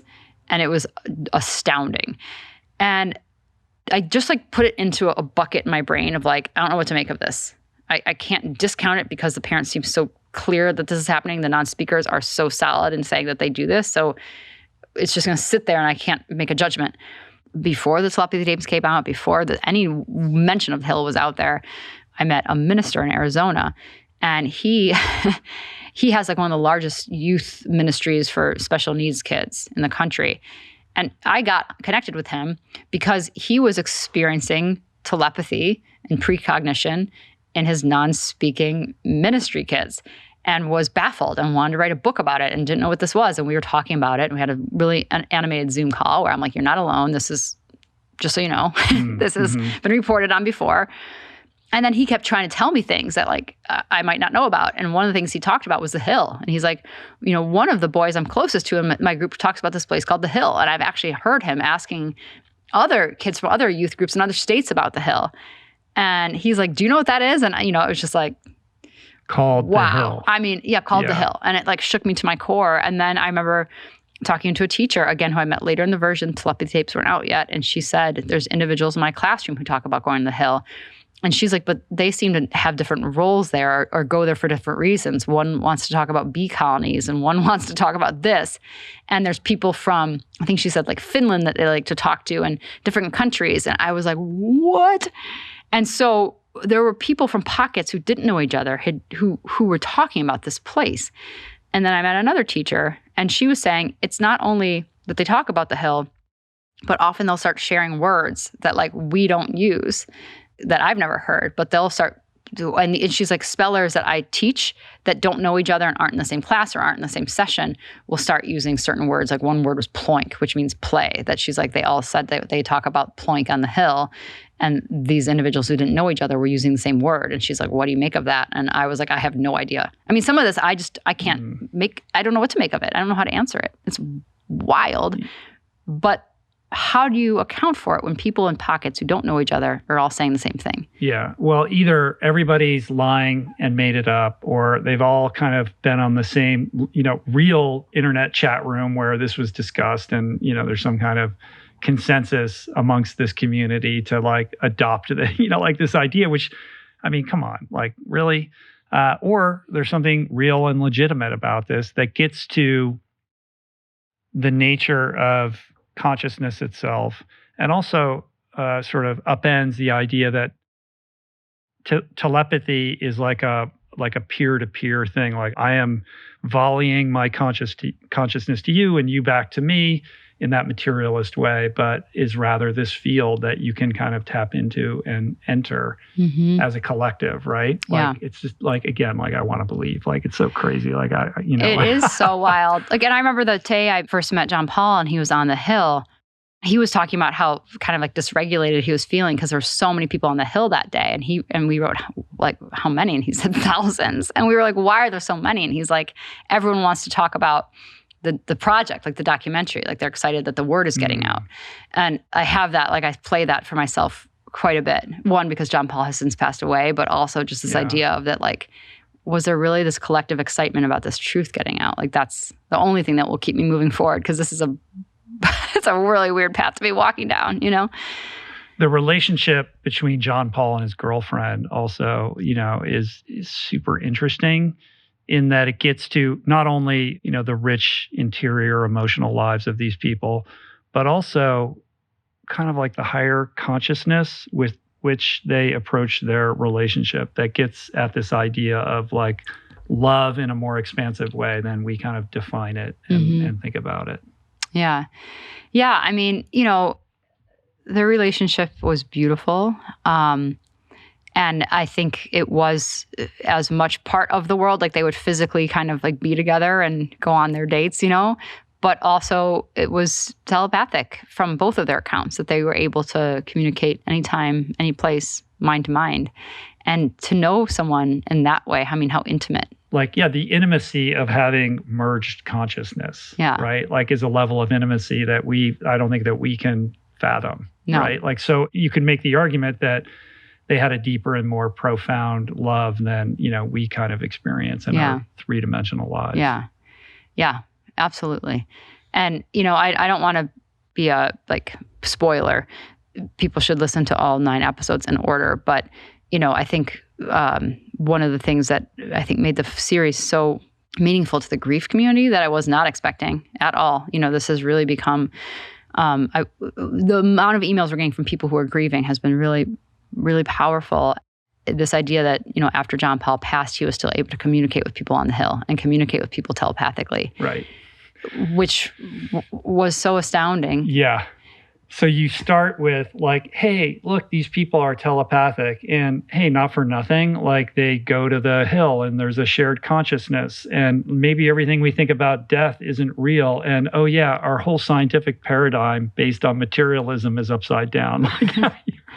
Yeah. Do you get crazy hate mail? Not really. Has anybody really. Threatened you or anything like that? I mean, every once, but it's so rare. I mean, I had to hire 2 assistants to go through the mail, and they can't even keep up. Most of it is just me too, their own personal stories, deep accounts of their own experiences with their own non-speaking children.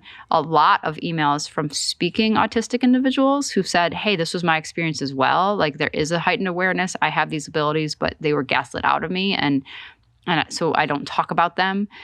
Every once in a while, but it's seldom we'll get something that's mean-spirited, But I think the only thing that can keep you on your ship righted is just the knowing that why you're doing this and what it's for, and that it's truth, I mean, for me, it's truth because it's something that we've seen, in the best thing that's happened in my life, I'd say, in the past few months, is bringing on staff to start helping with the film. Forever, it was just me in this world with the families, and Dr. Powell when she did her tests and stuff, but that was it.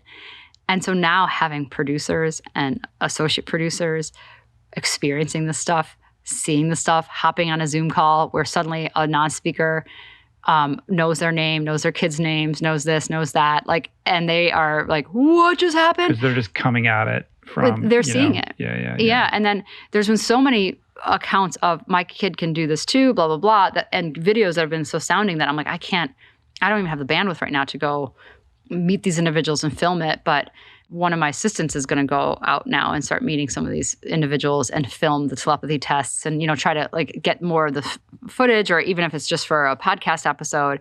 So it's been beautiful to watch other people have their world completely shifted.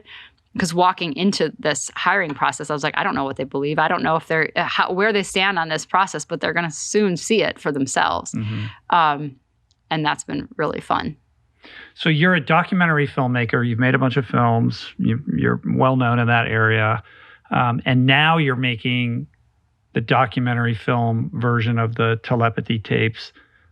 Well, you've already made an audio documentary. Why did you begin with an audio documentary? Why didn't you just do what you know how to do and come out of the gate with a film documentary? Yeah. I mean, this is one of my favorite stories, I think, of my life, because it just shows how you never know what's going to happen, right? So, of course, I wanted to make this a documentary first and started filming it as a feature, and putting a lot of time and effort and energy into making sure this was real, that I could put my mind, my heart, my reputation, my money behind it. I started seeing that this was a huge world, way bigger than something I could ever put into a feature documentary. So I, started talking to different production companies, partnered with one, and we took it out to pitch as a docuseries, a 4-part docuseries. We took it all around town, pitched it to various networks and streamers, and it was met with often tears. People saying this is such an incredible story, pitch. We haven't heard this before. We love it. We love it. We love it. And we got no's across the board. Uh-huh. It didn't fit the mandate. What was it? It's not paranormal. It's not high celebrity. It's not true crime. It's not family necessarily. It's what was this? It didn't fit the algorithm. And my heart was broken after that happened, because I felt this was the biggest news in the world. And I've worked on 5 previous feature films. I've all found them to be important, but I didn't think it was the biggest news in the world. This one I felt, this is different. This is so important. And how could no one see that? And then I went through my own cognitive dissonance of could I be wrong, or does no one care? Am I just do not have my pulse on anything that's important? What's wrong? And I felt pretty devastated, because when you get a no, and how much money, making a film takes. And so I was just I can't get this out. There's no possible way. There was just that kind of voice in my head that was like, but you could make a podcast. Like, and then it just kind of was like screaming at me one day, which is like, you don't need anyone. Just get it out there. You don't need someone to greenlight it. Greenlight yourself. And I remember like running downstairs, like, I'm making a podcast, you know? And like my whole family's like, you don't know how to make a podcast. And even talking to the families, a lot of them were like, that's a terrible idea, Kai. You know, spelling is stigmatized. Telepathy is stigmatized. You have to see both to believe them.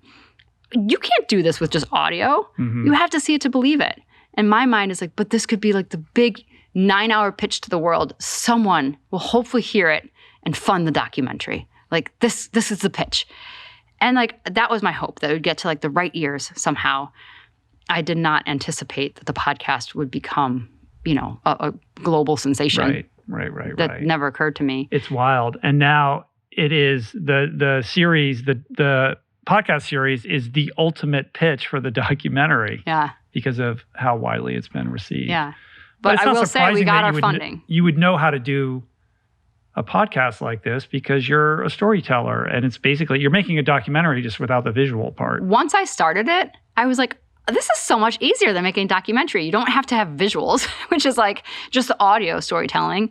Plus you can insert yourself as like a VO, like the glue.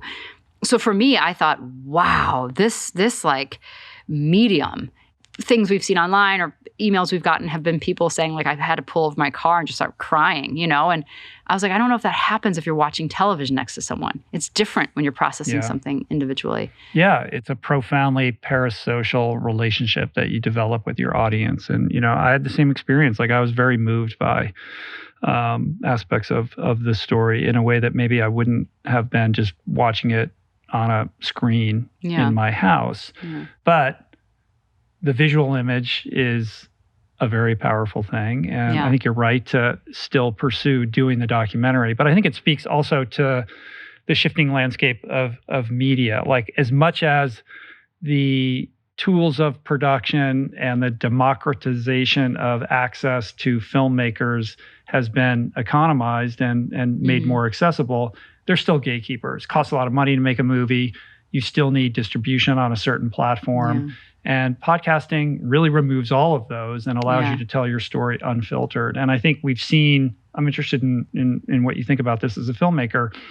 We have seen at the same time a seismic shift in what the platforms are open to in terms of documentary content. When I think back on the early days of Netflix, that was the greatest place in the world for documentary filmmakers. All these incredible movies that otherwise would have never been seen suddenly were like on the homepage, and people were falling in love with documentaries and watching like edgy content and, you know, sort of contrarian content or, you know, all these kind of like really interesting ideas. Like that was the place for it. But now these companies are so huge, they're interested in subscriber growth in foreign territories. And it doesn't matter how good a movie is, if it is even in the slightest bit controversial, it's just not worth the headache if it's going to create a controversy or kind of threaten that arc of subscriber growth. So they're just not going to take them. And I've seen amazing filmmakers, Oscar-winning filmmakers, have issues with their next film, like the platforms are not interested. Like, no, thank you. And then they're like, what are you talking about? There's nowhere to go, right? It's a real issue, I think, because I think algorithms are making decisions more than people. And I think if you were to go back 10 or 15 years ago, there was a lot of like insight and heart to like, I see the story here. Like it will resonate, right? And at a core level for people and like, okay, yes, I'm going to throw my heart behind this. And I think now there's a lot of reliance on algorithms, on what has worked, what hasn't worked. Like how do we fit this into that? We know if you tell this story that at minute 4:30, like everyone's going to tap out. You know, it's crazy how much data they have.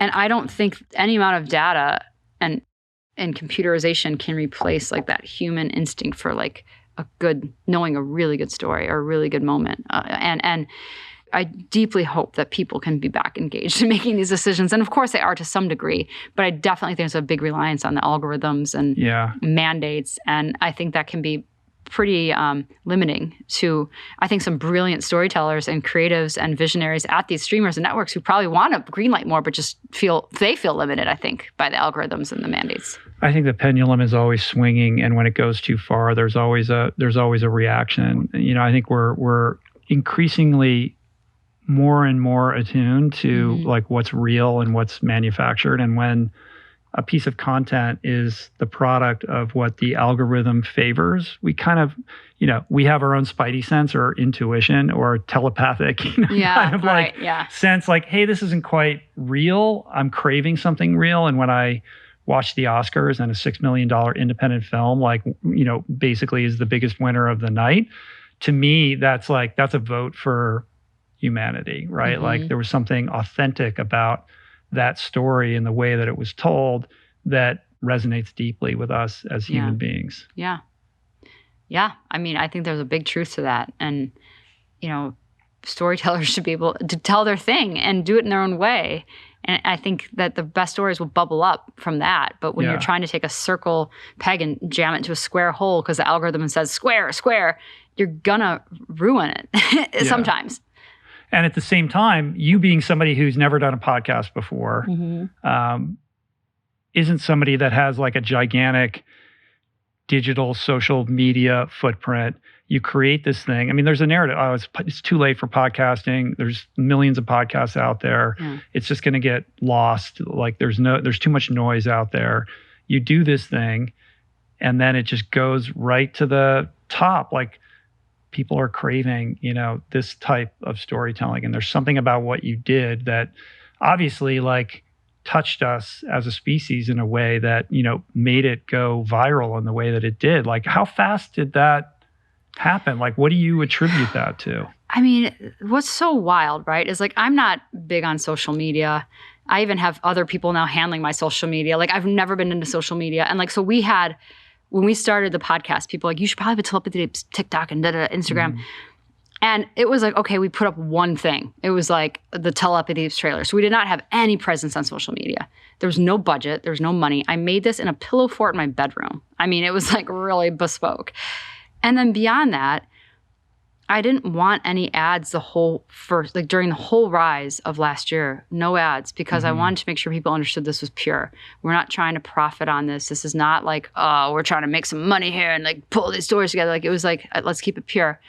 And I don't know if that made a difference, but maybe it did, like not having ads on right away so people understood like they can spread this and share it and no one's going to profit on it. I don't know if that made a difference or not, but I don't know what happened. I think it was like, I think TikTok at some point made it shift, and I do think that like a story that resonates, people will go tell other people to listen to. But I think it has to really resonate. And that's what I started seeing right away was we were getting text messages or emails from people I knew first. Like, oh my gosh, I heard this. I just listened to it because it was you. I didn't know you. But now I'm telling people like they can't talk to me until they've listened to it. Or like everyone has to listen to it before we get to Thanksgiving. Or my whole family has to listen to it. And mind you, this was during the heat of an election season that was extremely polarizing. And here's a show, a story about love and unity and how we all matter and the connectivity of all of us. And I think that was probably really refreshing and how damaged and effed up our world is right now, But I think more than anything, then those people who heard it were telling their loved ones, like, you have to listen to this. And that was what I was hearing back, is that people were saying, like, you just have to listen to this. And people were getting it from so many different sources. And then I just think there was that critical tipping point. But I'll never forget, like, I can't emphasize enough how much I don't really go on social media. And my brother one day wrote me and he's like, I think you need to know that there's been like over 1 million posts or whatever about your show on TikTok. And I'm like, what? It was like, what? And went and opened it. And, there's the woman on the chairlift and the woman like with her big gulp and the woman here and the man here and the guy here and people doing PowerPoint presentations. And my eyeballs were like pinging out of my head because I just had no idea that was happening. And that was, I'd say, like around November. And then by December, I think it was on Christmas Eve when the Telepathy tapes topped Joe Rogan as the number one show in the world. And it created like a media cycle. It was so wild. Story. I can't even, it doesn't feel real to me, but it was a fun thing for me to watch the families and teachers going through, because here's individuals who've been experiencing this for decades without anyone believing them or listening to them. Yeah. And then finally they're being listened to in the most profound way. And that was the takeaway. That was the most stellar. I went on Reddit and just searched telepathy tapes just to see the various threads and commentary. And, it's one thing for you to say, oh, all the emails from, all these parents or whatever. But I saw a lot of that, like a lot of people who are like, I finally feel seen and heard. I've been having this experience with my child or whatever, like again and again and again and again. It's great. Yeah, it's wild. How many people have listened to it? Do you know? Are you allowed to say? Over 10 million. Wow. I mean, that's like the total of downloads. I know it's over 10. Mm-hmm.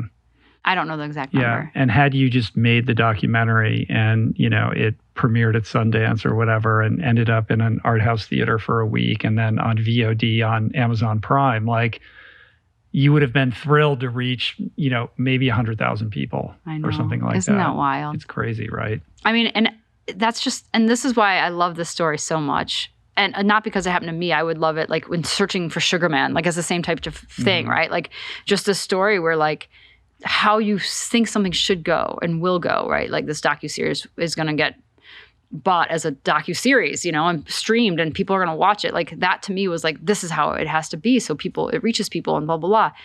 And when that didn't happen, I was just devastated, but like what was in store was so much bigger than anything I could have ever imagined. And it went the right way. Like the podcast had to go first. There needed to be 9 hours of describing this and the behind the scenes stuff and crew having their mind blown and conversations with crew and what they witnessed and parents and teachers and blah, blah, blah.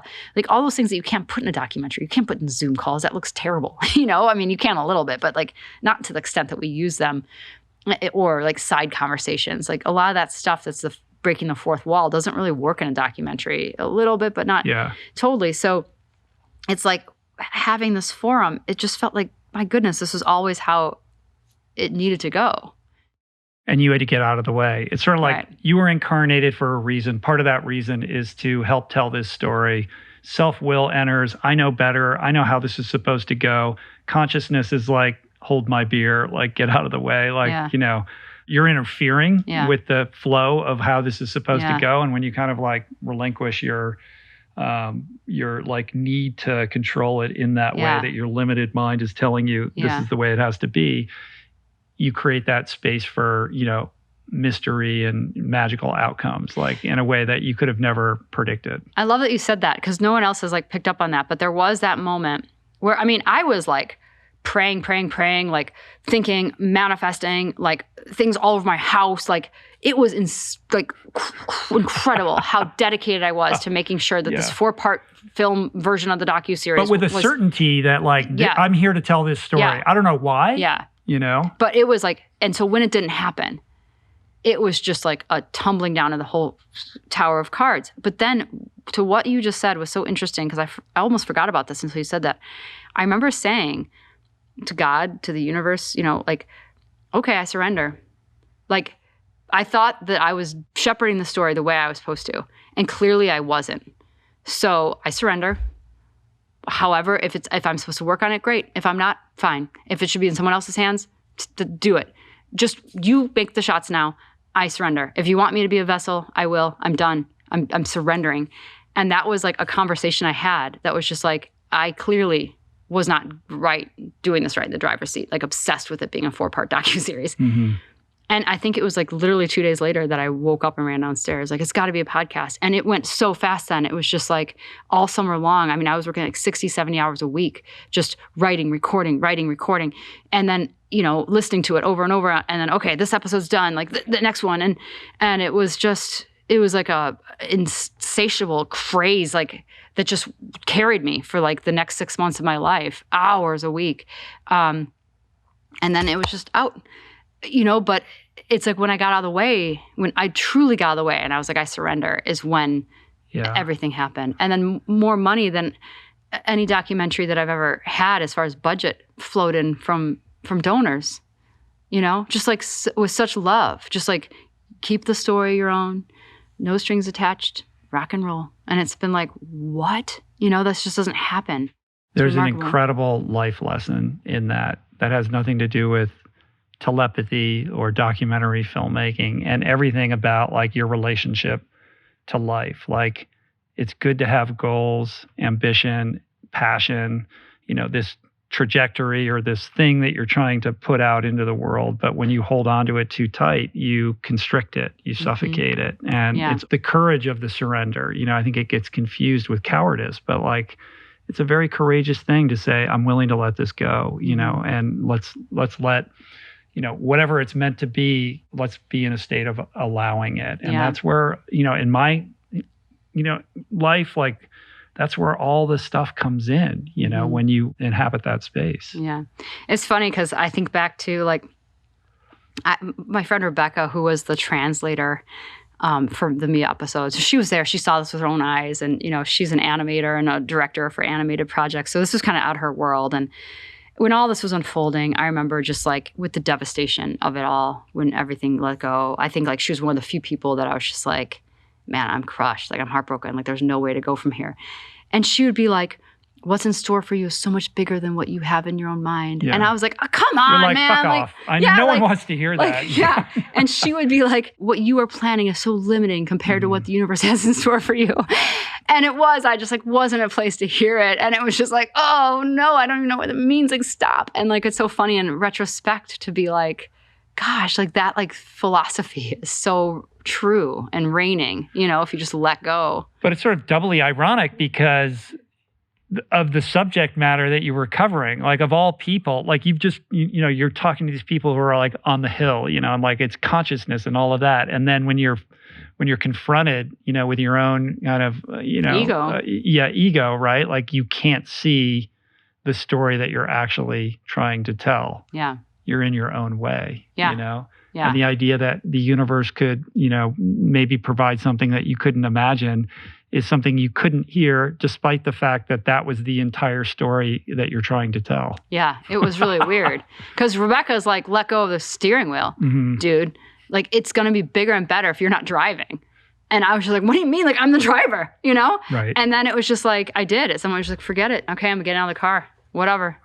It's over. I've tried, I failed. Like, that was my mindset. So I surrender. And then anyway, it's a really, for me, that was it was like the lesson I needed to learn, I think, right? Like, you have to completely let go of ego. And I keep telling that to all the non-speakers and families that I'm involved with. Like, there's two things. Like, I want to tell it the right way by you or not at all. Like, if we will never sell out, this will never be exploited. Like, this is, we need to keep the independence. And then two, if any of it ever gets too much, or becomes too big, too fast, too wild, too overwhelming, pencils down. Just will walk away, over, just dropping it. And I think that's nice because it keeps the non-speakers in control, and we're constantly checking in with each other. Like, how are we doing? How are we feeling here? Because you're just in service to them and this story. And in whatever way, like, you need to show up or recede into the background, for their benefit, your willingness to do that is what allows the story to like have life breathed into it.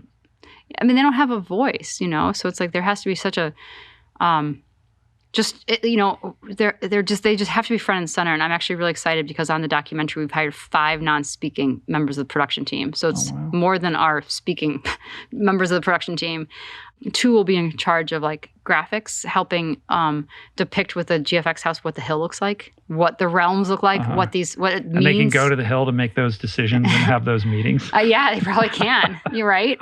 And we've been trying to find like a metaphorical film to hill, and like I've been sending some pictures, and I think sometimes the 2 non-speaking advisors are kind of like, I mean, it will work. Like, it's like we're so far off the mark, probably even.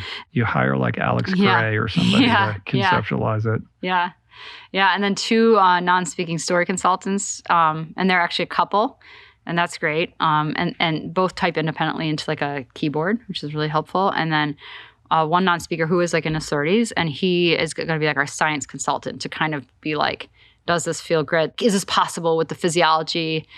Kind of helping that we keep the good ethical guardrails around the testing from the non-speaking point of view. How has this whole journey impacted your life on a day-to-day basis? Like, do you catch yourself thinking more expansively about life and death? And like what is a tangible kind of product of having, walked this path? And like, how does it show up, like when you're at the grocery store, just doing mundane tasks and being in a body? Yeah. I mean, I think two things. I don't doubt now that consciousness survives the body after death. Like that to me has been the biggest gift in this that I was not expecting. For me, it's a certainty. Like I don't feel afraid of dying. I don't even feel afraid of other people dying. I'm just I mean, I hate that. You hate to say goodbye to people you love. I don't want to live life without my spouse, my kids, or my parents, or, but there is a certainty that like it's okay. And that is really a calming thing to have, that peace. And I think too, just this overwhelming sense of love, like always trying to tune to love and really seeing individuals as yourself. And I think I've always sort of been a kind, loving human being. It's not like a big reach, but really trying to be like what matters most is how we make other people feel, how we care for others. Doing right by other people is like the most important thing to me now more than anything else. As we kind of wrap it up here, like what is the core thing, if there's any additional ripple to what you just shared, that you want people to take away from the Telepathy tape series? Yeah. I mean, I've always had three goals. Like one is I hope people presume competence in non-speaking individuals. That just because someone can't control their body or can't speak doesn't mean they can't think. Trust that they're in there. Assume they're in there, and proceed that way. And with that, I hope the education system changes. The second thing is to validate spelling. I want spelling to be in schools, in our workplaces, in our communities, so non-speaking individuals can be active members of society, and that we're meeting them where they're at instead of asking them to come to where we're at, and I think that will change so many lives. And the telepathy was almost like a Trojan horse to get people to care about the non-speakers, It's all real. But I think that's the most important thing. And then third, of course, is this shift in the paradigm. I do think it's ridiculous that people are made to feel silly or foolish or gullible or not smart if they believe this stuff. And I think it's unfortunate that scientists are made to feel like they're not real scientists if they're asking these questions. Because what if we are wrong? What if the Earth isn't flat? What if the Earth isn't the center of the universe? What if disease is caused by germs? What if genetics does cause how we look? Like all these things that have been dismissed throughout the course of time as wild scientific ideas when they first appeared. Like this could be another one of those ideas. And I would love to see scientists and researchers and just individuals be open to this idea and proceed to and just follow where it goes and see what happens, because our paradigm might be wrong. I love it. You're in the early days of the documentary, so obviously this is not like on the immediate horizon, right? It's going to be next spring, 2 years I think. Or something. Oh, that soon? Yeah. Oh, cool. Yeah. That's pretty soon. We're going to be done Do you have a filming by distribution August. partner already, or Not yet. You'll deal with that when it comes? Yeah, not yet. Yeah. Right now, we're like super focused on just keeping the family safe, right? Keeping this tight and loving and effective. And then we hope to have filming done by August, September. We've got an editor working full time starting this month. And then we'll worry about the next steps. Amazing. Was there any story or occurrence that you experienced, over the course of the projects that you're on with respect to this that was just too crazy? Like you're like, this is amazing, but like I can't quite prove it, or it just doesn't, I'll get attacked or whatever, so I'm just not going to put it in. Yes, and I think it's just like we can't even end without saying this. Like non-speaking individuals are like, they're not like oracles, they're human beings. They have teenage interests. They're not precogs like in Minority Report. Yeah, not at all. Like Lily, like we're filming in Atlanta, like wants to go like go-kart racing and biking. And like, these individuals have their age-appropriate interests and ideas and want to watch silly stuff on YouTube and have friends and get married and they have romantic interests. Like all the things that make a person are all there. Like this is just like a tiny little bit of also who they are. So people focusing only on that is like a fear because, these are human beings first. Yeah. Well, it's incredible stuff. Like I said, I was riveted by the series. Everybody should check it out. And it was a delight to talk to you. And I can't wait to see the documentary. This is all like mind-blowing shit. It's crazy. Like I don't even know like I don't know what to say. Like, I'm literally like, I don't even know how to end this. Like, my mind is spinning, but it was really a pleasure to talk to you. And I'm a fan. Can't wait to see the doc. Thank you. Thanks, Guy. Thank you so If much. people want to find you, check you out, all your stuff, obviously the Telepathy tapes, wherever you enjoy podcasts, but anywhere else, you have all this bonus content, videos and things like that as well. That's on telepathytapes.com. Yeah, and all my handles are just Kai Dickens, KY Dickens, and the Telepathy Tapes has its own everything now, TikTok, Instagram, Twitter as well. Cool. Well, when the doc's done, please come back. I will, for sure. Cheers. Peace. That's it for today. Thank you for listening. I truly hope you enjoyed the conversation. To learn more about today's guest, including links and resources related to everything discussed today, visit the episode page at richroll.com, where you can find the entire podcast archive, my books, Finding Ultra, Voicing Change in the Plant Power Way, as well as the Plant Power Meal Planner at meals.richroll.com. If you'd like to support the podcast, the easiest and most impactful thing you can do is to subscribe to the show on Apple Podcasts, on Spotify, and on YouTube, and leave a review and or comment. This show just wouldn't be possible without the help of our amazing sponsors who keep this podcast running wild and free. To check out all their amazing offers, head to richroll.com/sponsors. And sharing the show or your favorite episode with friends or on social media is, of course, awesome and very helpful. And finally, for podcast updates, special offers on books, the meal planner, and other subjects, please subscribe to our newsletter, which you can find on the footer of any page at richroll.com. Today's show was produced and engineered by Jason Camiolo. The video edition of the podcast was created by Blake Curtis with assistance by our creative director, Dan Drake. Portraits by Davey Greenberg, graphic and social media assets courtesy of Daniel Solis. And thank you, Georgia Whaley, for copywriting and website management. And of course, our theme music was created by Tyler Pyatt, Trapper Pyatt, and Harry Mathis. Appreciate the love the support. See you back here soon. Peace. Plants. Namaste.